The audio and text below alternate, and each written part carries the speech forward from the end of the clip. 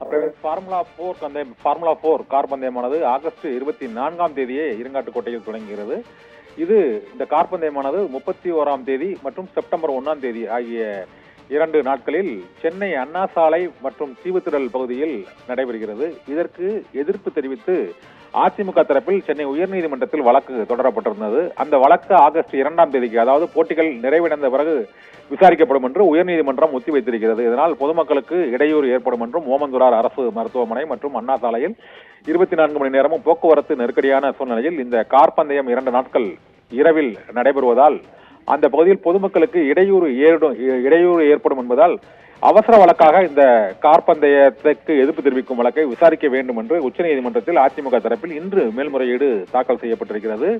ஏற்கனவே இந்த கார் பந்தயம் சர்ச்சைக்குள்ளானது. ஏனென்றால் சென்னையில் புயல் மழை அதிகமாக நடக்கிற நேரத்தில், அதனால் தண்ணீர் தேங்கியுள்ள நேரத்தில் கார் பந்தயம் நடத்துவதற்காக அந்த சாலை பகுதியை பராமரிக்கும் பணி தீவுத்திடல் பகுதியிலிருந்து சிவானந்த சாலை மற்றும் நேப்பியர் பாலம் உள்ளிட்ட கடற்கரை சாலை ஆகிய இடங்களில் சாலை பராமரிப்பு பணிக்காக அந்த சாலைகளில் பல்வேறு தடுப்புகள் மற்றும் பாதுகாப்பு ஏற்பாடுகளுக்காக அந்த சாலைகளை மேம்படுத்தும் பணி நடைபெற்றுக் கொண்டிருந்தது. அப்பொழுது சென்னை மாநகரமே மழை வெள்ளத்தில் தத்தளிக்கும் போது இந்த இடத்தில் சாலையை உலகத்தரத்தில் மேம்படுத்துவது அவசியமா என்ற கேள்வி எழுந்தது. பல கோடி ரூபாய் செலவழிப்பதற்கு கார் பந்தயத்திற்காக செலவழிப்பதை விட சென்னை மாநகரத்தில் பல இடங்களில் மழை வெள்ளத்தால் ஏற்பட்டுள்ள பாதிப்புகளை நீக்குவதற்கு அதை பயன்படுத்தலாம் என்று அப்போது கிளம்பிய எதிர்ப்பால் கார் பந்தயம் ஒத்திவைக்கப்பட்டது.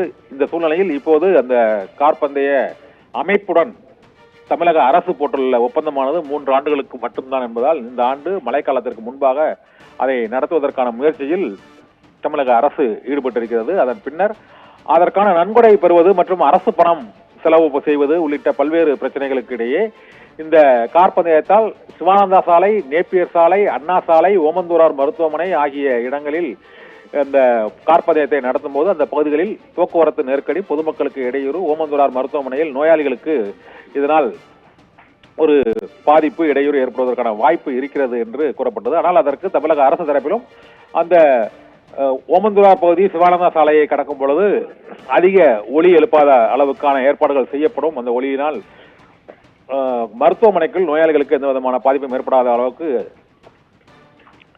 அனைத்து விதமான முன்னெச்சரிக்கை நடவடிக்கைகளும் மேற்கொள்ளப்படும் என்று விளையாட்டுத்துறை தரப்பில் அதற்கு உறுதிமொழியும் அளிக்கப்பட்டது. இருந்த போதிலும் இந்த கார் பந்தயத்தை நடத்துவது தேவையற்றது, பொதுமக்களுக்கு இடையூறு அளிக்கும் என்பதால் உயர்நீதிமன்றத்தில் இந்த வழக்கு விசாரணையை கார் பந்தயம் நடைபெறும் தேதிக்கு முன்பாகவே, அதாவது 24ஆம் தேதி தொடங்குகிறது. ஆனால் வழக்கு விசாரணை 2ஆம் தேதி ஒத்திவைக்கப்பட்டிருக்கிறது. அதனால் முன்னரே இந்த வழக்கை விசாரணைக்கு எடுக்க வேண்டும் என்று அதிமுக தரப்பில் உச்சநீதிமன்றத்தில் இன்று மேல்முறையீடு தாக்கல் செய்யப்பட்டிருக்கிறது. பிரவீன், சென்னையில் ஃபார்முலா 4 கார் பந்தயம் நடத்துவதற்கு எதிர்ப்பு தெரிவித்து அதிமுக தரப்பில் உச்சநீதிமன்றத்தில் மேல்முறையீடு செய்திருக்கிறார்கள். கூடுதல் தகவலுக்கு நன்றி கண்ணன்.